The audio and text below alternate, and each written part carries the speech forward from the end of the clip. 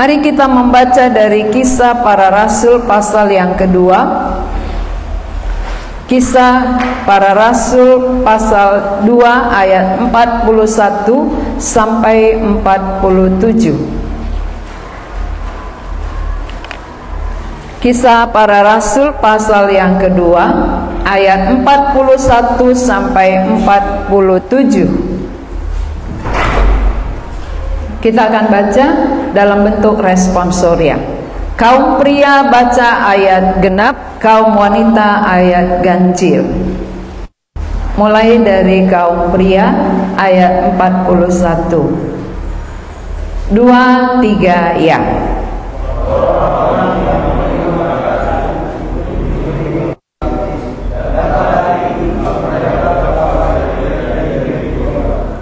Mereka bertekun dalam pengajaran rasul-rasul dan dalam persekutuan, dan mereka selalu berkumpul untuk memecahkan roti dan berdoa.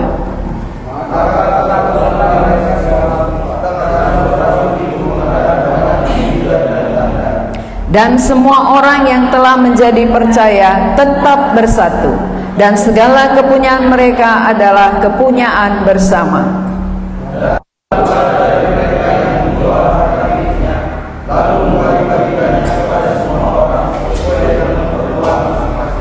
Dengan bertekun dan dengan sehati, mereka berkumpul tiap-tiap hari dalam bait Allah. Mereka memecahkan roti di rumah masing-masing secara bergilir dan makan bersama-sama dengan gembira dan dengan tulus hati.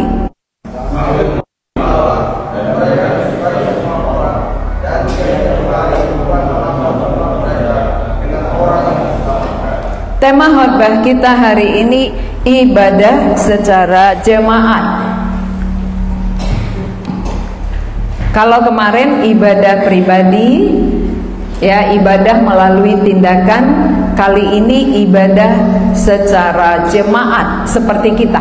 Hari ini kita beribadah bersama, ini namanya ibadah secara jemaat. Pada waktu turunnya Roh Kudus, ketika Pentakosta, ya pada hari Pentakosta itu hari turunnya Roh Kudus, seorang rasul dengan berani berkhotbah.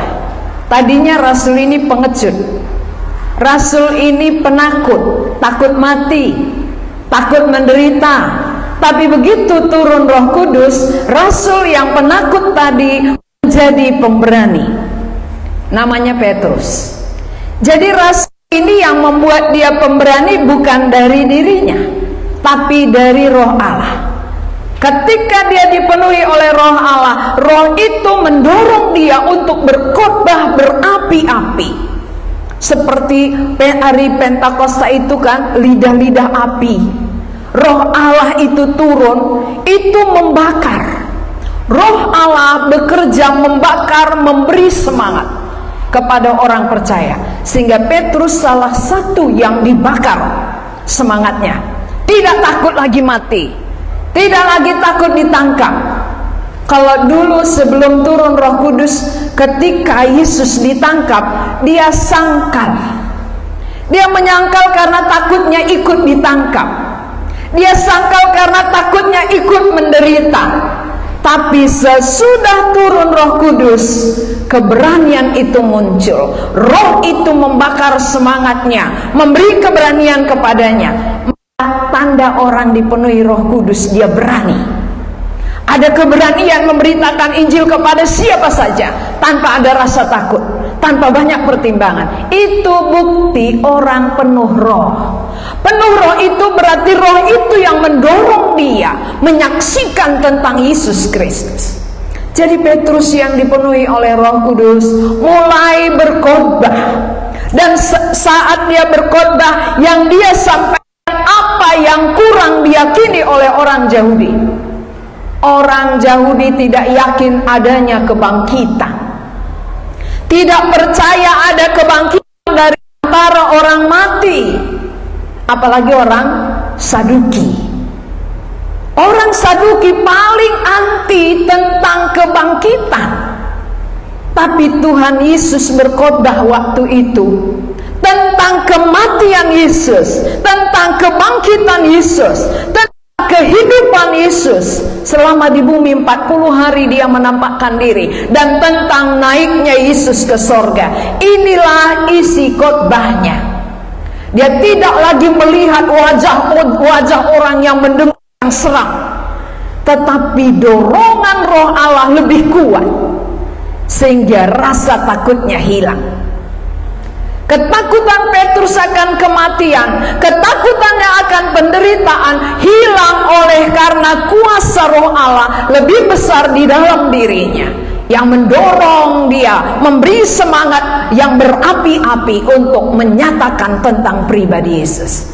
Jadi orang dipenuhi Roh Kudus, ceritanya, cerita yang keluar dari mulutnya adalah cerita tentang Yesus, bukan cerita tentang diri sendiri, bukan cerita tentang orang lain, tetapi orang yang dipenuhi Roh Allah ceritanya berganti. Ceritanya yang dia ceritakan adalah tentang bagaimana Yesus datang, berkorban, mati untuk manusia.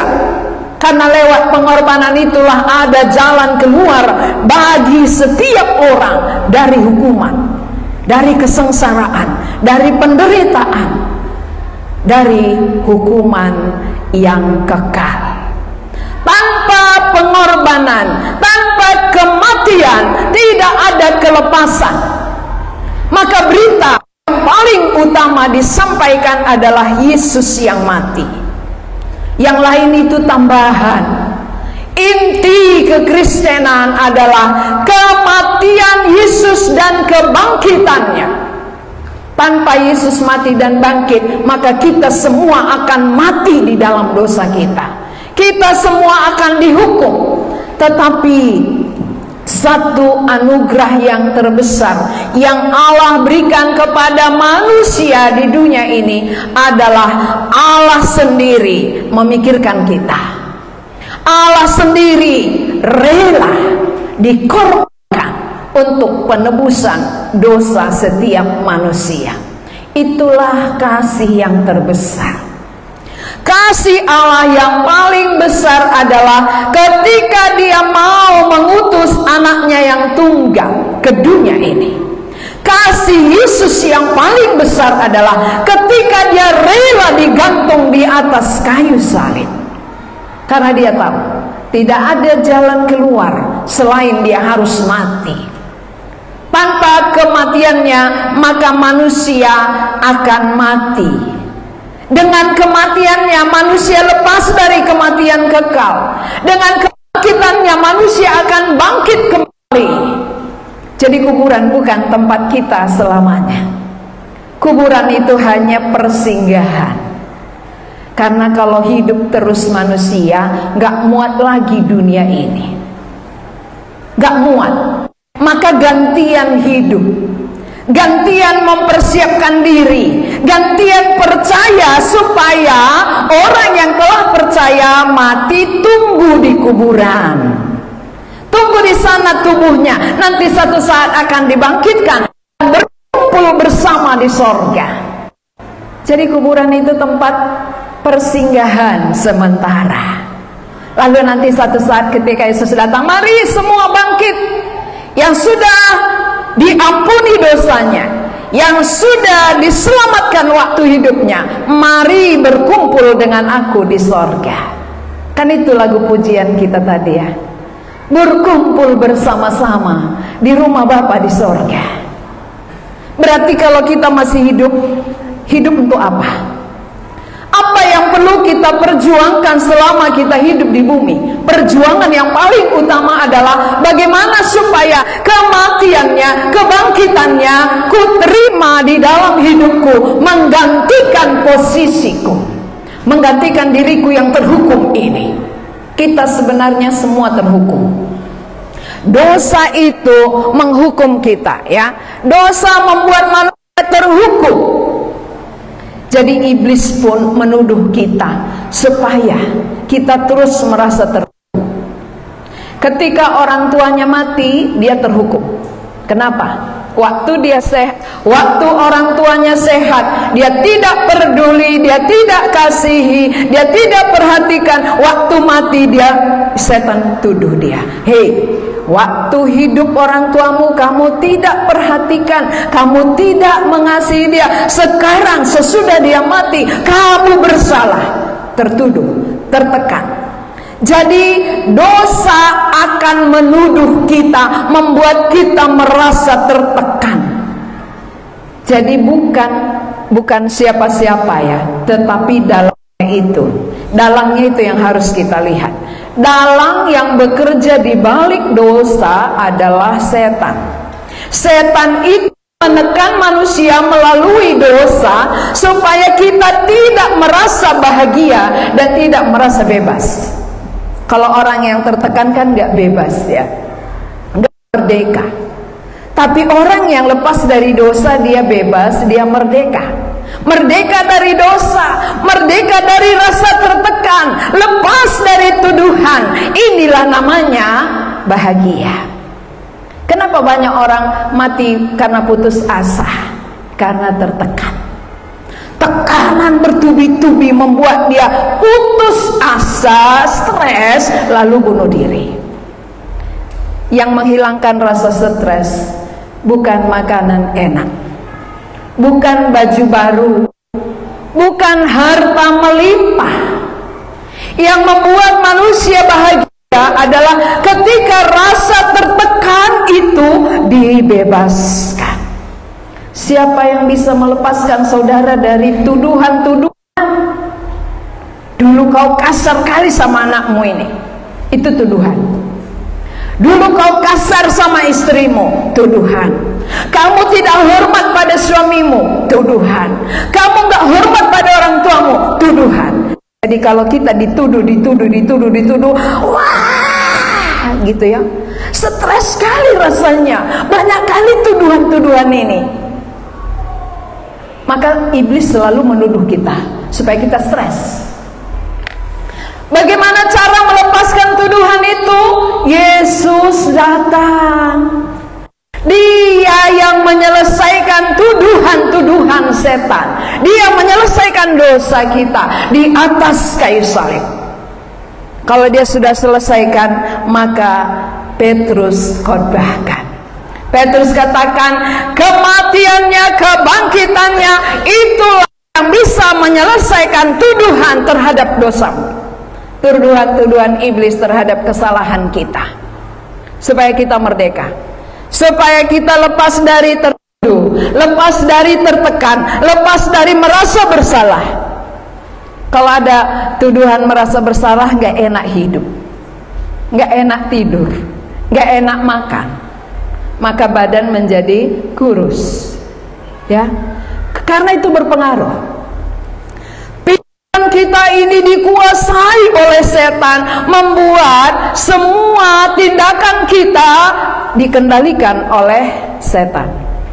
Jadi hari ini kita bersyukur ya, walaupun orang menganggap berita tentang Tuhan Yesus itu, tentang kematian, kebangkitan, dan naiknya dia ke sorga, banyak orang menganggap ini adalah hal yang sudah kuno, hal yang sudah lama.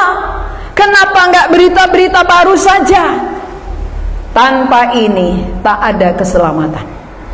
Tanpa kematian dan kebangkitan Yesus tak ada pengampunan, tak ada kelepasan dari rasa tertuduh saudara. Jadi kalau sampai sekarang saudara masih dituduh-tuduh oleh setan, Yesus mengasihi saudara. Yesus mau menyelesaikan tuduhan itu. Yesus mau memerdekakan saudara dari rasa tertekan itu lewat kematiannya, pengorbanannya di kayu salib. Ya, mari kita perhatikan saudara bagaimana khotbah Petrus ya lewat gambar ini. Gambar pertama kita lihat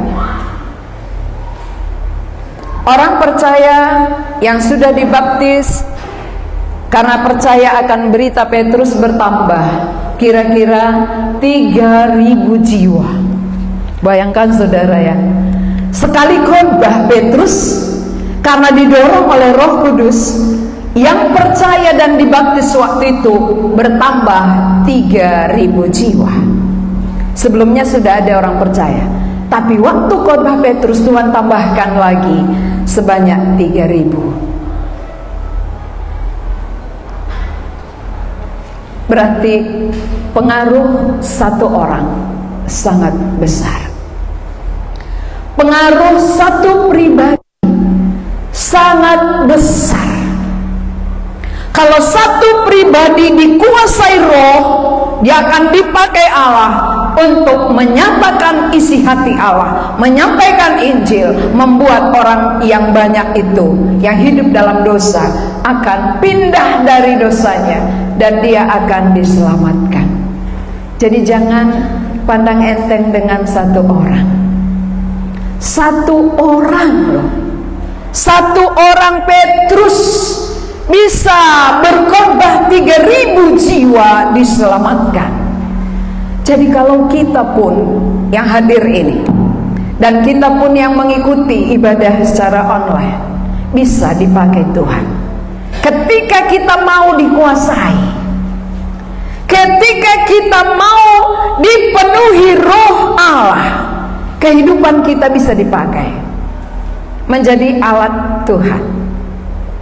Sama seperti Petrus. Jadi nggak ada alasan mengatakan, oh saya memang tidak pintar, saya memang nggak bisa.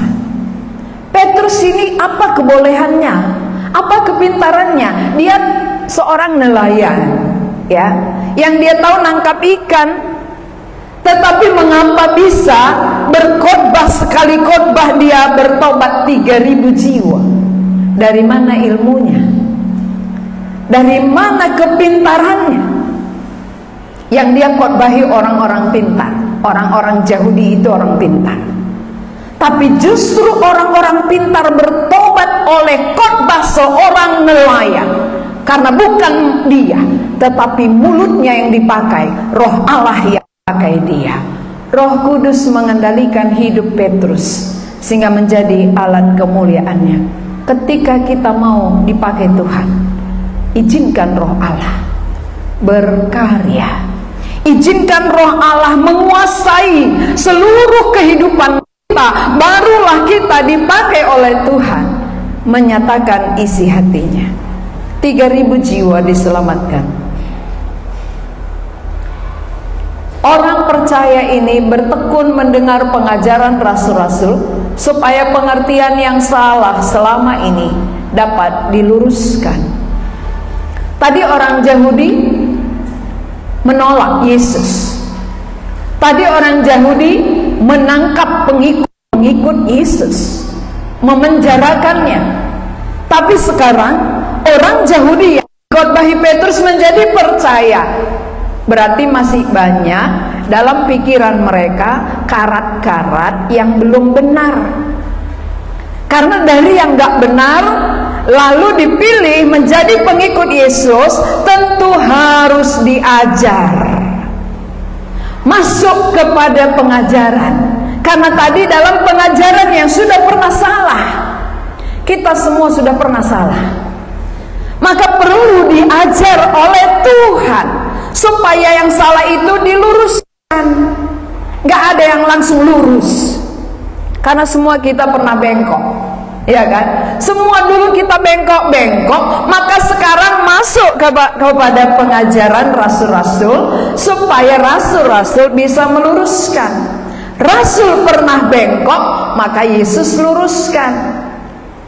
Gak ada yang langsung jadi, oh bertobat dia langsung lurus, gak ada ya. Karena latar belakang kehidupan kita masih ada bekas-bekasnya itu.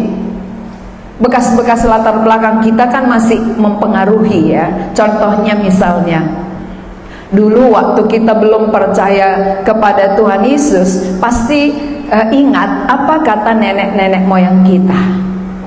Lalu kita terucap, misalnya gini, waktu datang petir, nenek kita kan ingatkan, kalau petir datang buat aja lidahmu gini. Ya, itu kan mendarah daging ya.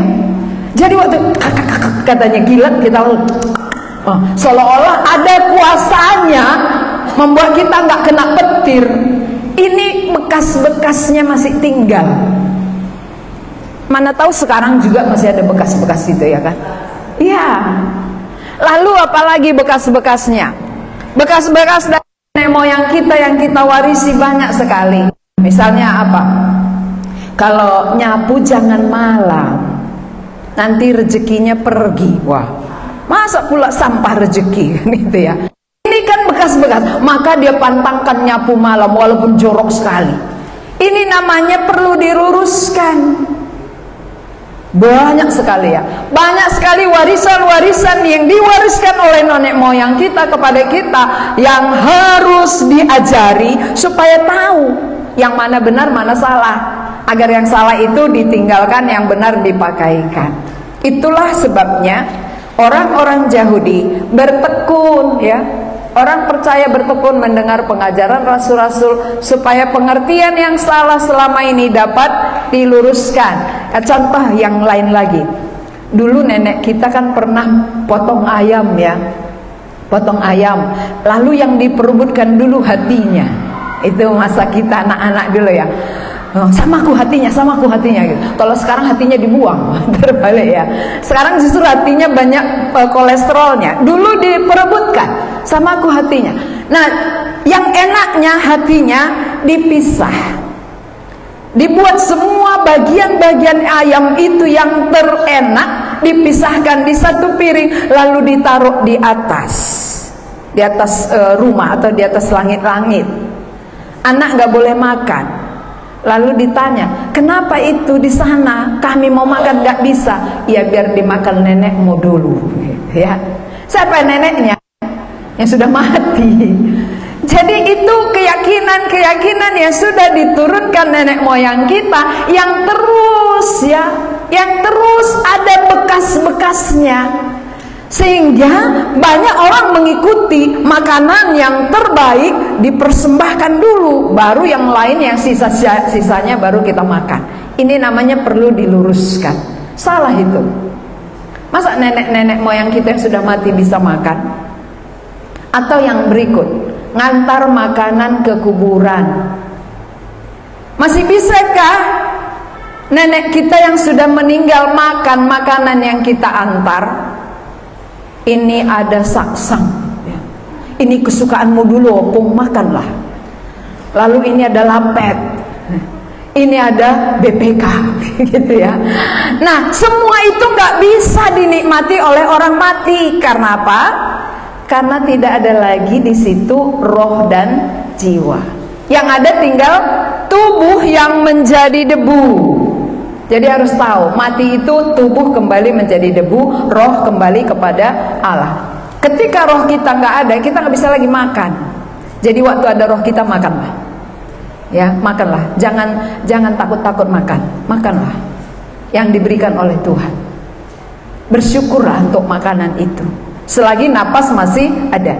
Kalau sudah mati disuruh makan, nggak bisa. Dihidangkan yang paling enak, nggak bisa lagi. Jadi jangan irit-irit kali kalau mau makan. Nanti diri-irit juga ditinggalkan. Padahal kita nggak pernah makan, ya kan? Kepengen kali kita irit sekali. Ah, nggak usah makan, simpan. Mati tinggal itu. Yang diirit tadi tinggal. Jadi kalau kita masih hidup, menikmati, ya, menikmati hidup ini, marilah kita makan dengan bersyukur kepada Tuhan. Kita lanjut. Bersekutu bersama. Ini ada persekutuan, ya. Bersekutu bersama sambil memecahkan roti secara bergilir di rumah masing-masing dan berdoa. Nah, kita sekarang buat persekutuan seperti ini adalah ibadah keluarga. Ibadah keluarga adalah makan bersama di rumah masing-masing secara bergilir. Kalau mereka tiap-tiap hari, kenapa bisa tiap-tiap hari berkumpul di rumah mereka makan roti bersama-sama? Karena sukacitanya melebihi. Orang yang sudah percaya Kristus itu sukacitanya melimpah.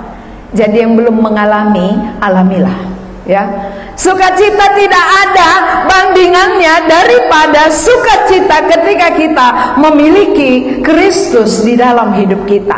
Beda sukacitanya memiliki Yesus dengan memiliki harta. Memiliki harta bisa ludes sebentar. Sebentar dilalap api si jago merah, ludas semua. Tapi Kristus gak akan bisa ludas. Ya, walaupun bumi ini musnah, Kristus tidak akan pernah bisa dimusnahkan. Itulah kekayaan kita yang paling berharga. Itulah harta kita, harta kekal. Itulah sukacita kita. Maka orang yang percaya kepada Kristus, sukacitanya enggak berkurang. Sukacitanya itu semakin hari semakin bertambah. Kenapa? Karena semakin dalam pengenalannya akan Kristus. Pengenalan yang makin dalam, sukacita pun bertambah. Jadi orang-orang percaya awal mula dulu ya, yang dilayani oleh rasul-rasul, mereka tiap-tiap hari bersekutu karena sukacita mereka. Tuhan kita tak menang.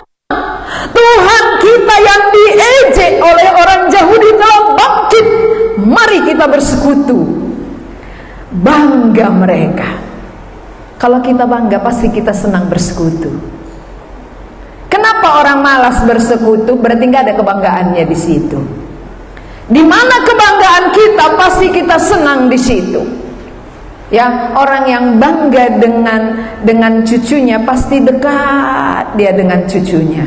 Ya, kemana-mana dia bawa cucunya karena bangga dia. Ini loh pahu puku satu-satunya, katanya gitu ya. Bangga sekali dia. Ini anakku satu-satunya, itu kebanggaannya. Kemanapun dia dibawanya, kemanapun dia diceritakannya, kalau Kristuslah kebanggaanku, aku sukacita bersekutu. Senang bersekutu. Kenapa? Karena lewat persekutuan itu ada pengajaran.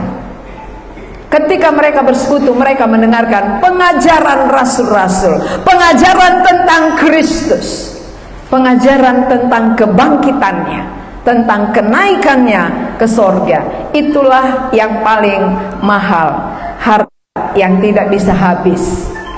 Ya, harta yang termahal yang tidak bisa habis dan tidak bisa hilang adalah Kristus. Jadi saudara sudah punya harta atau belum? Kalau harta bumi tinggal, harta bumi ludas kalau dimakan api. Tapi harta kekal tidak bisa lenyap oleh apapun. Itulah harta termahal kita, Kristus. Maka kalau itu menjadi harta kita, kemanapun itu yang kita bawa, itu yang kita ceritakan. Ini loh hartaku. Kalau kamu percaya ini, hidupmu akan diubah. Hidupmu tidak lagi menderita tertekan batin, tapi kamu akan mendapat kelegaan. Itu ceritanya. Ya, itu merupakan harta. Kita teruskan. Melalui persekutuan dan kesatuan hati mereka membuat mereka disukai semua orang. Rupanya kalau orang luar melihat ada kesatuan, orang luar senang.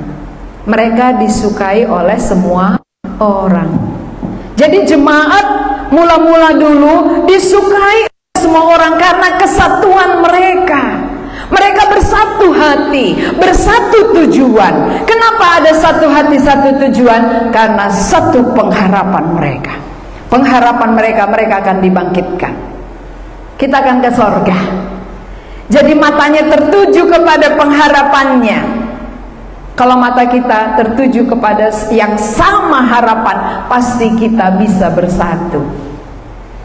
Saya pernah satu bus dengan orang yang tidak saya kenal, tapi kami bisa duduk berdampingan, padahal saya nggak kenal. Kenapa bisa saya berdampingan dengan orang yang tidak saya kenal? Karena satu tujuan kami. Kami sama-sama mau menuju satu kota. Jadi bisa duduk sama dan berjalan bersama menuju tujuan yang sama. Orang dunia saja bisa sama walaupun tidak saling kenal karena satu tujuan. Apalagi orang percaya. Kita sesama orang yang sudah percaya, yang telah ditebus oleh darah Kristus, satu tujuan kita kepada kehidupan kekal. Apa alasan untuk tidak bersatu hati? Apa alasan kita untuk tidak bergandengan tangan? Supaya lewat kesatuan hati kita, berpengharapan kepada kehidupan yang kekal, akan membuat orang lain yang melihat kita senang dan tertarik. Kalau diantara orang percaya pun gak bersatu hati, orang luar gak akan tertarik melihat kita. Kalian aja pun udah percaya tapi kalian aja gak bersatu, gimana aku bisa datang? Kalau kalian bersatu, aku tertarik melihatnya. Tapi kalau kalian sesama percaya aja gak bersatu, bagaimana aku bisa tertarik untuk hidup? Berarti saudara, apa yang membuat orang luar senang terhadap jemaat mula-mula ini? Kesatuan hati mereka, karena satu pengharapan mereka akan kebangkitan. Bukankah kita yang percaya juga satu pengharapan kita? Mari mata kita tertuju kepada pengharapan itu, bukan kepada yang lain-lain. Kalau yang lain-lain ini tinggal semua, pengharapan itu yang kekal. Mata tertuju kepada pengharapan, maka kita bisa bersatu hati.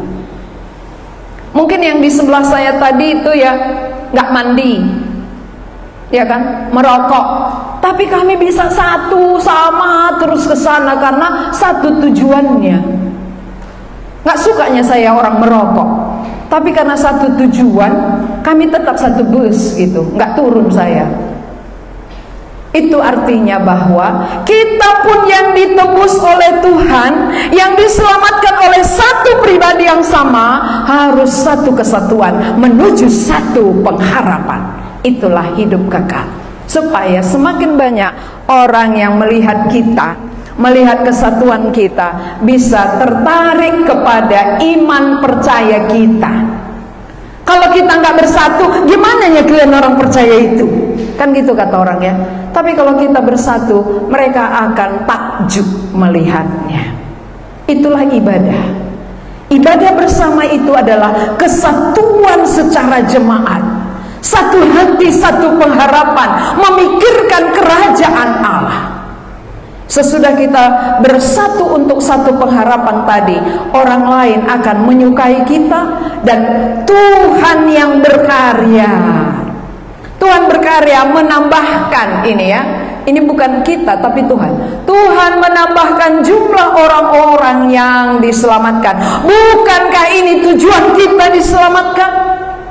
Untuk apa rupanya kita diselamatkan Tuhan? Bukankah Tuhan mau supaya lewat hidup kita, lewat persekutuan kita, bertambah orang yang diselamatkan ke tengah-tengah kita?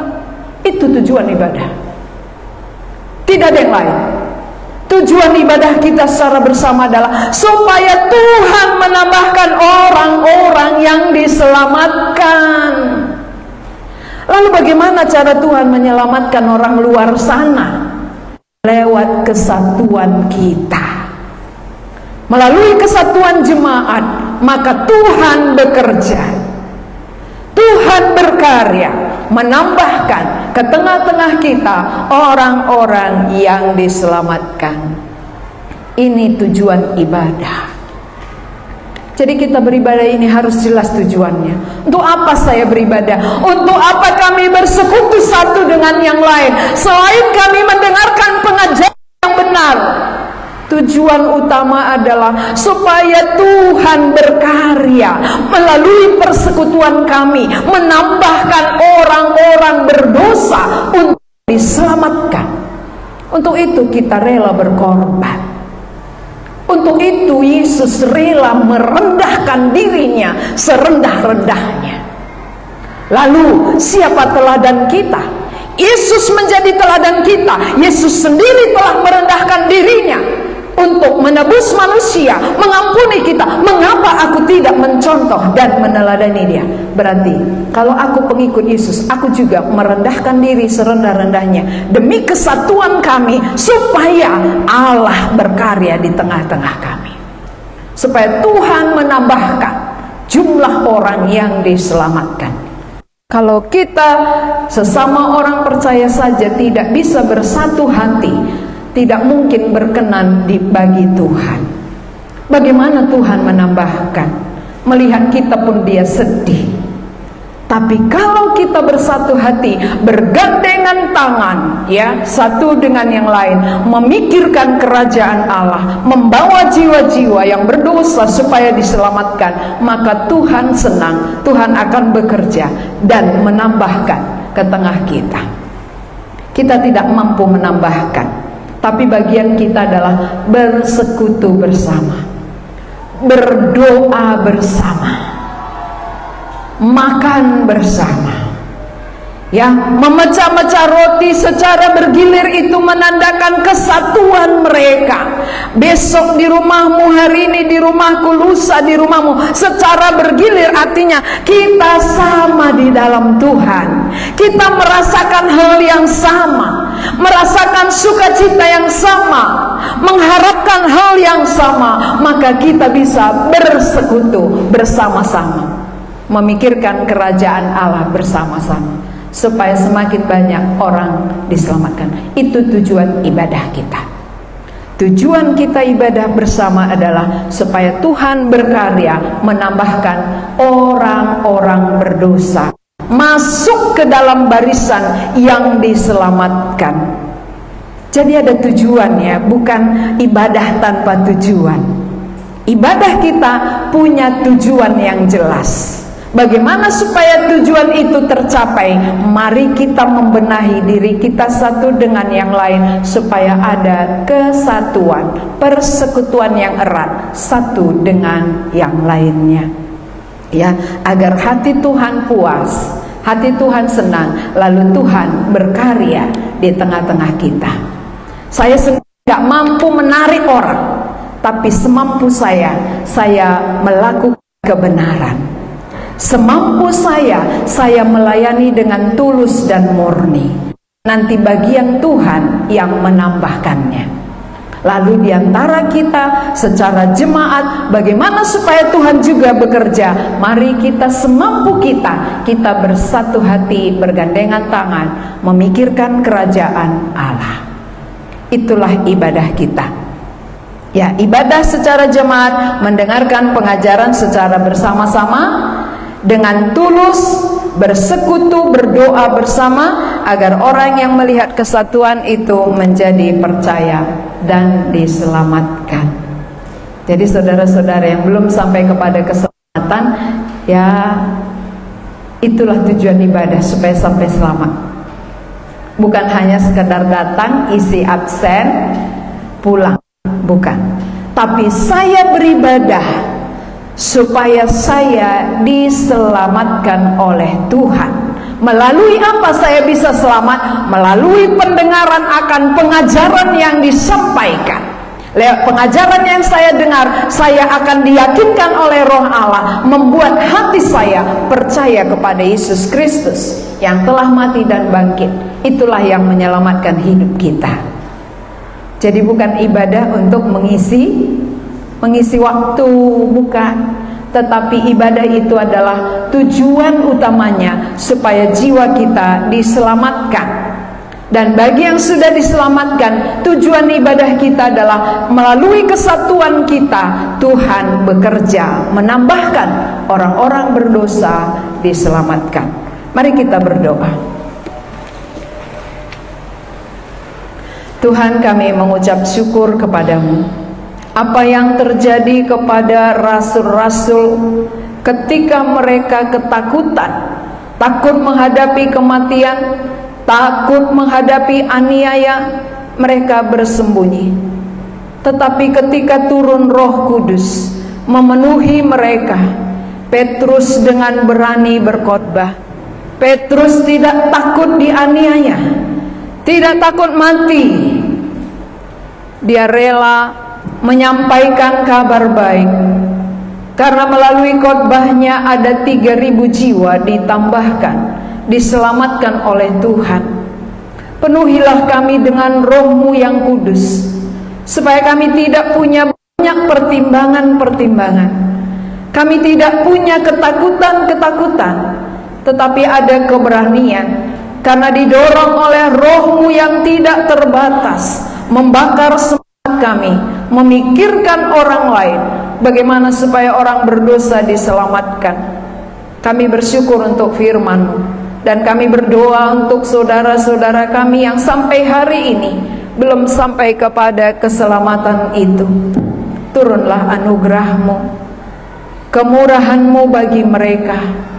Bukakanlah pengertian mereka bahwa inti dari iman, inti dari kekristenan adalah kematian dan kebangkitan Kristus.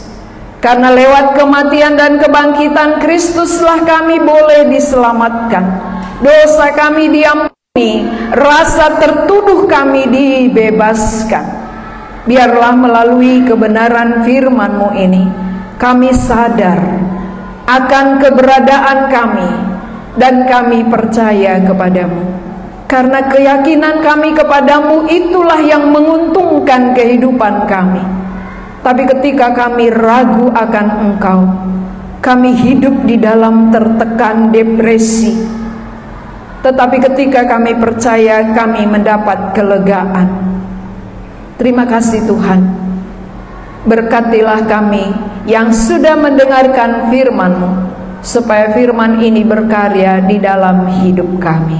Dalam nama Tuhan Yesus kami berdoa. Amin.